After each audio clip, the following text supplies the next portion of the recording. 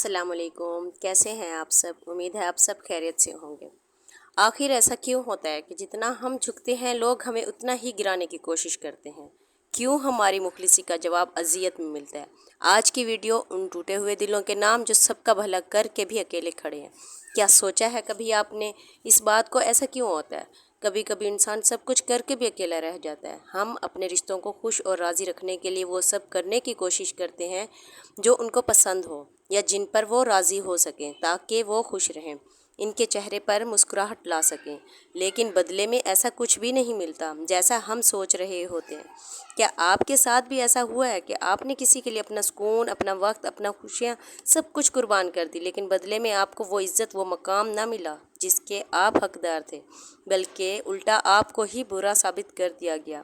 دیکھیے میری بہنوں، ایسے موڑ اور ایسے لوگ ہم ہر کسی کی زندگی میں ضرور آتے ہیں۔ کوئی کہتا ہے لیکن کوئی خاموشی سے سب کچھ سہتا رہتا ہے۔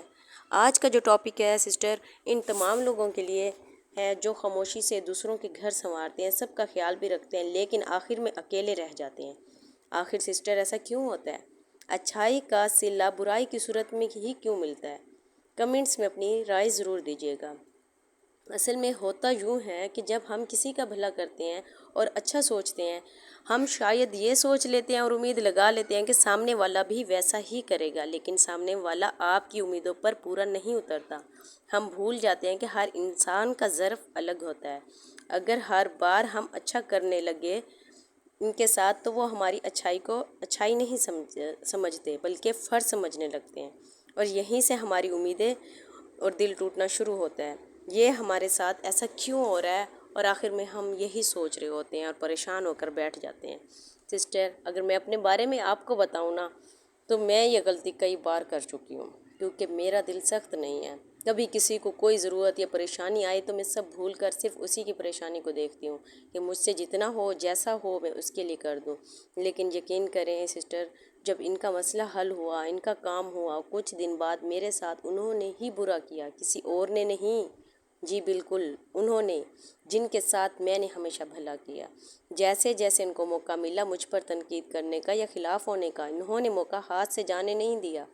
کچھ لوگوں کی اپنی فطرت ہوتی ہے، یا ہم نے اپنوں کو کچھ زیادہ ہی لاڈلا بنا دیا ہوتا ہے، سہ سہ کر، اس طرح کی باتوں کو نظر انداز کر کر کے، یا تو پھر ہماری اچھائی کو وہ کمزوری سمجھ لیتے ہیں۔ انہیں لگتا ہے ہم کبھی ناراض نہیں ہوں گے، آپ کہیں نہیں جائیں گے، اس لیے وہ آپ کا احساس نہیں کرتے۔ لیکن سسٹر، میں آپ کو یہی کہوں گی، ایسے بے ضمیر لوگوں کے سامنے اتنا سستا خود کو مت کرو۔ اب کے جذبات ہیں بھائی، آپ کو بھی تکلیف ہوتی ہے، ایسے اپنوں کو ہم نے کرنا ہی کیا ہے جن کو ہمارا احساس تک نہیں ہوتا؟ دیکھیے، پھر ہمارے ذہنوں میں بھی تو یہی سوال آ رہے ہوتے ہیں، کیا اچھائی کرنا چھوڑ دیں؟ بالکل نہیں، میں تو یہی کہوں گی اچھائی کو نہ چھوڑیں، اچھائی ضرور کریں، لیکن اگلے کو دیکھ کر کریں، جہاں پر آپ کی ویلیو کا بھی ان کو خیال ہو۔ دیکھیں نا، کہتے ہیں انسان دوسروں کو وہی دیتا ہے جو اس کے اندر ہو، مطلب عزت دار بندہ دوسروں کو بھی ضرور عزت دے گا۔ اس کے علاوہ اس کا دوسرا حل یہ بھی ہے کہ آپ نیت کی تبدیلی کر کے بھلا کریں، یہ سوچ کر کریں کہ میں اپنے رب کے لیے بھلا کر رہی ہوں، اپنے رب کو راضی کرنے کے لیے کر رہی ہوں، بندوں کو راضی کرنے کے لیے نہیں۔ بندوں نے صلہ نہیں دینا، مجھے میرا رب صلہ دے گا۔ آپ کو اتنا دکھ نہیں ہوگا، اگر وہ بندے صلہ نہیں بھی دے سکیں گے نا، پھر بھی اتنا دکھ نہیں ہوگا، کیونکہ آپ نے اپنے رب کی رضا کے لیے کیا ہوگا نا۔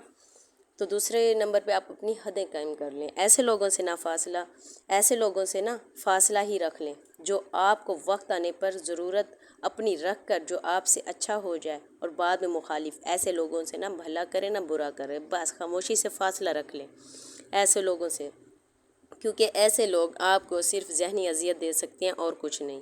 آخر میں بس اتنا کہوں گی کہ اپنی اچھائیوں کا حساب بندوں کے رجسٹر میں مت لکھوائیں، کیونکہ وہاں اکثر صفحے پھٹ جاتے ہیں یا سیاہی مٹ جاتی ہے۔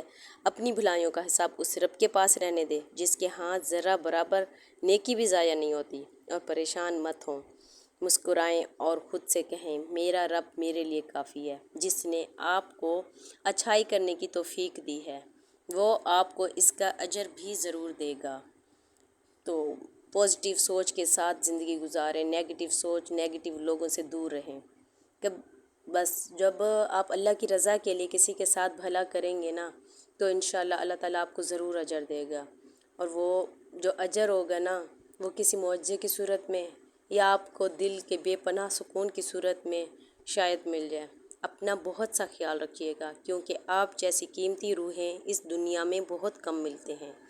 ملتے ہیں نیکسٹ ولاگ میں۔ اللہ حافظ۔